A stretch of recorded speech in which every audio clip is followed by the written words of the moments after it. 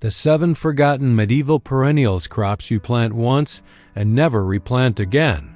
Stop wasting your life replanting finicky vegetables every single spring. Our ancestors relied on forever crops that survived centuries of neglect, providing massive harvests with zero maintenance. Today, we're stepping back into the medieval world to rediscover 7 forgotten perennials you only have to plant once to eat for a lifetime.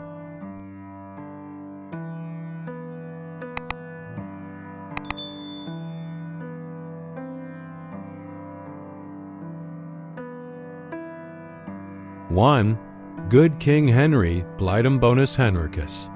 You've likely never heard of Good King Henry, but back in the 5th-10th century, this was the absolute backbone of the English cottage garden. It is often called poor man's asparagus because the tender young shoots can be peeled and steamed to taste almost exactly like the expensive stalks we buy today. This plant is a true survivor that doesn't care about poor soil or a bit of neglect, making it the ultimate low-maintenance perennial.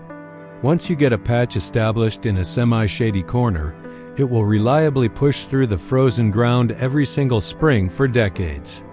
It's a crying shame that we've swapped this hardy, nutritious green for finicky annual spinach that bolts the second the sun comes out. The history of this plant is actually rooted in its dual-purpose nature as both a staple food and a reliable medicine for the peasantry. In the Middle Ages, people relied on it for its high iron content and its ability to thrive without any chemical fertilizers or modern irrigation. You'll find that the leaves are thick and succulent, perfect for stews or simply sautéed with a bit of butter and garlic. Because it's a perennial, the root system goes incredibly deep, which allows the plant to find water even during those scorching summer droughts. It's essentially a self-sustaining food forest in a single plant, requiring nothing more from you than a quick harvest. Growing Good King Henry is a bit of a lesson in patience because it takes a year or two to really find its feet. You want to sow the seeds in autumn so they can experience a natural winter chill, which helps them wake up when spring arrives. Once it reaches maturity, you can harvest the shoots in April and the leaves all the way through the end of the summer.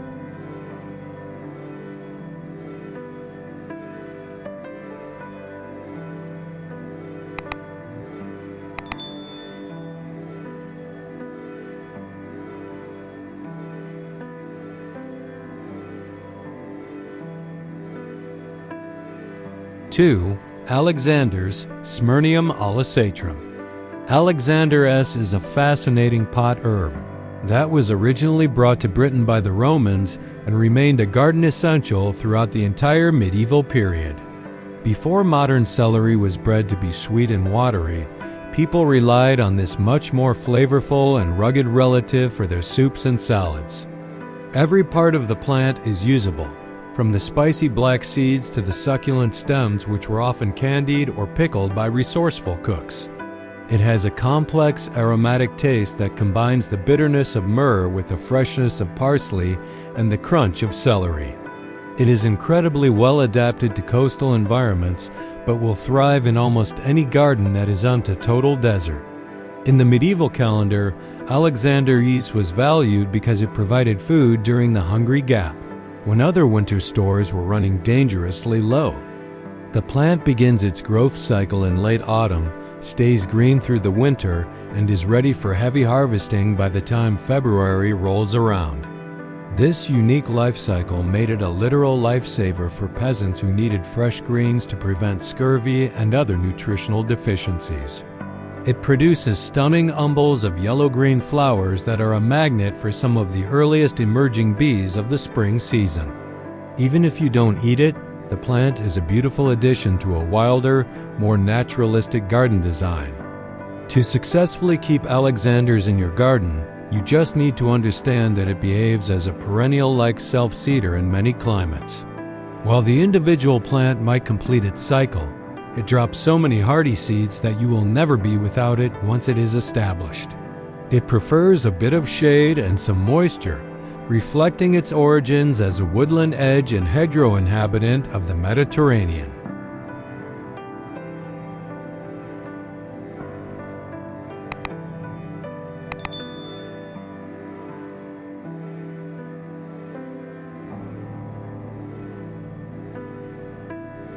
3. Fat Hen, Chenopodium album. While modern gardeners often dismiss fat hen as a common weed, it was actually one of the most vital cultivated crops of the medieval era. It is a direct relative of quinoa, and back in the Middle Ages, its seeds were harvested and ground into a dark, protein-rich flour for bread. The leaves are remarkably similar to spinach but contain significantly more iron, calcium, and protein, making it a nutritional powerhouse. Because it is so resilient, it was a reliable safety net for farmers when more finicky crops failed due to bad weather or pests. It is a true legacy plant that, once introduced, will provide a permanent and effortless food source for your homestead. The historical significance of fat hen is even reflected in its name, as it was frequently used to fatten up poultry to ensure they survive the harsh winters. It has a unique dusty silvery coating on the underside of its leaves, which actually helps the plant retain moisture during dry spells. In a medieval kitchen, the greens were often tossed into the communal pottage pot to add bulk and essential minerals to the daily meal. Unlike modern greens that require constant weeding and watering, this plant thrives in disturbed soil and actually improves the ground it grows in. It represents a time when people viewed the weeds in their fields as a gift rather than a nuisance to be eradicated. To keep a permanent supply of fat hen, you simply need to let 1 or 2 plants go to seed at the end of the summer season. A single plant can produce thousands of seeds that will wait patiently in the soil to sprout the moment the earth is turned in the spring. This makes it a self-perpetuating crop that requires zero effort from the gardener to replant or maintain year after year.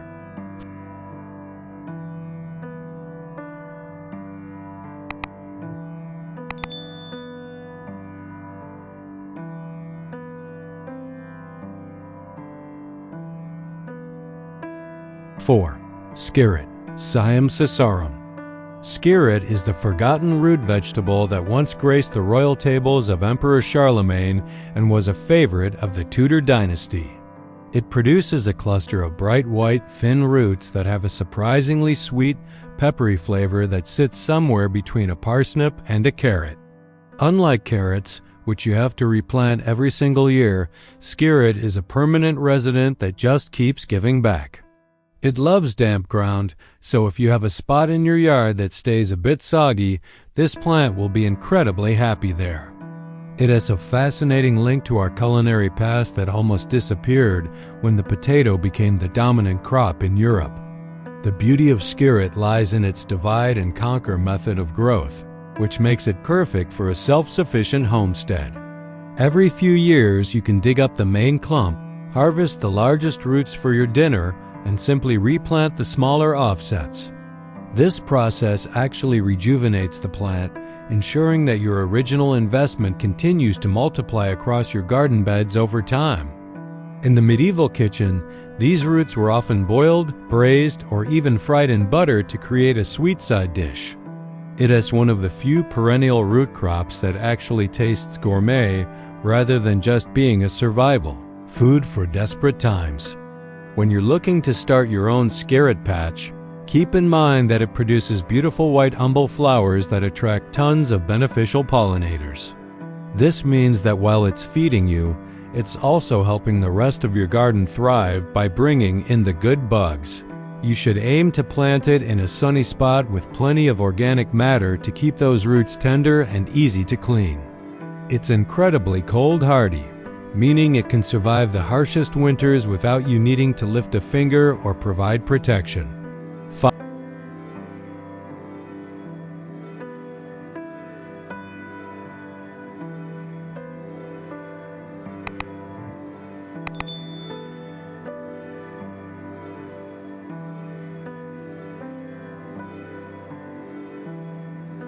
5. Sea kale, Cramby marittima. Sea kale is perhaps the most architectural and stunning plant on this list, looking more like a decorative shrub than a vegetable. In medieval times, people would forage this along the rugged coastlines of Britain and France before eventually bringing it into their walled gardens. It's famous for its dramatic, wavy blue-gray leaves and its honey-scented white flowers that bloom in the heat of the summer. The real treat, however, comes in the early spring when you cover the crown with a dark pot to blanch the stems. This process turns the shoots a beautiful purple-white color and gives them a flavor that is incredibly delicate and nutty. One of the reasons sea kale fell out of fashion is that it doesn't travel well, making it impossible for modern grocery stores to stock. This is exactly why it belongs in your garden, as you can only experience its true quality by harvesting and eating it within the hour. It is a true climax plant in a perennial garden, meaning it only gets better and more productive as the years go by. You don't have to worry about digging it up or protecting it from the frost because its massive taproot stays safe deep underground. It's a set-it-and-forget-it crop that provides a luxury dining experience right in your backyard for 20 years or more. To get the best results, you'll want to give sea kale a permanent home where it won't be disturbed by regular tilling. It prefers well-drained soil and plenty of sunlight, but it's surprisingly tolerant of salt and wind, a nod to its coastal heritage. While you can grow it from seed, most gardeners prefer starting with thongs or root cuttings, which establish much faster than tiny seedlings. Once the harvest season is over in late spring, you can let the plant grow out its massive leaves to act as a natural weed mulch.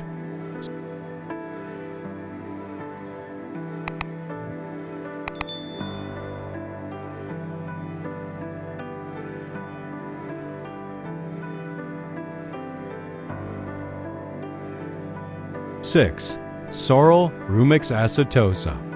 Sorrel was the sharp, lemony secret weapon of the medieval kitchen, used long before citrus fruits were widely available to the common people of Europe. This hardy perennial was prized for its ability to cut through the heaviness of fatty meats and dense stews that dominated the winter diet. It is one of the very first greens to emerge from the frozen soil in late February or early March, providing a vital source of vitamin C unlike modern lettuce that wilts in a day. Sorrel is a robust garden survivor that can handle intense frost in neglected corners. Once you plant a small clump of this green, it will reliably provide a harvest for your family for over a decade. The true magic of sorrel lies in its unique chemical profile, specifically the oxalic acid that gives it that famous zesty kick. In the Middle Ages, it wasn't just a salad leaf. It was often simmered down into a thick, vibrant sauce used to garnish fish or poultry. Because the plant is so vigorous, you can cut it back to the ground multiple times a season and it will simply grow back even thicker. It thrives in almost any soil type, though it prefers a bit of moisture to keep the leaves tender and juicy throughout the summer. You won't find many pests that bother sorrel, as its sharp flavor serves as a natural deterrent against most common garden slugs. Integrating sorrel into a modern permanent landscape is incredibly easy because it fits perfectly into the border of a flower bed or a dedicated herb garden. You should look for the broad-leaved or French varieties if you want a more culinary focus, as they tend to be less aggressive than the wild types. It is best to remove the flower spikes as they appear to keep the energy focused on leaf production, though the seeds are great for birds.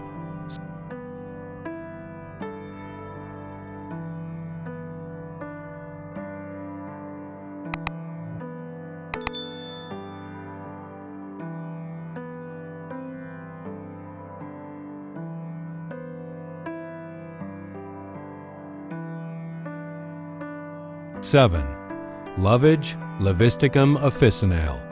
Lovage is a towering giant of the medieval herb garden that can easily reach heights of 6 feet in a single growing season.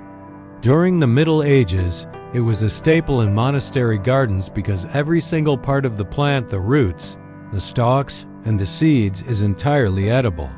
The flavor is incredibly intense, acting like a natural bouillon cube that tastes like a concentrated blend of celery, parsley, and anise. Just 1 or 2 plants are usually enough to supply an entire neighborhood because the growth is so prolific and the flavor so potent. It is the ultimate plant once crop because it is virtually immortal once the deep taproot has established itself. Historically, lovage was used as much for its perceived medicinal properties as it was for its ability to season a pot of vegetable pottage. Travelers would often place the fragrant leaves in their shoes to revive tired feet during long treks across the countryside. In the kitchen, the hollow stems can actually be used as biodegradable drinking straws that add a savory hint to tomato-based juices. The seeds were often crushed into bread or used to flavor liqueurs, showing the incredible versatility of this forgotten garden behemoth. It is a true architectural marvel that adds structure to your garden while acting as a massive factory for savory seasoning. Growing lovage requires very little effort other than giving it enough vertical space to reach its full, impressive potential. It loves a spot with deep, rich soil where its roots can stretch down to find minerals that smaller plants simply cannot reach. While it enjoys full sun, it is surprisingly tolerant of partial shade, making it a great choice for the edges of a wooded property. You don't need to worry about fertilizing it, as its deep roots are excellent at mining the earth for exactly what the plant needs.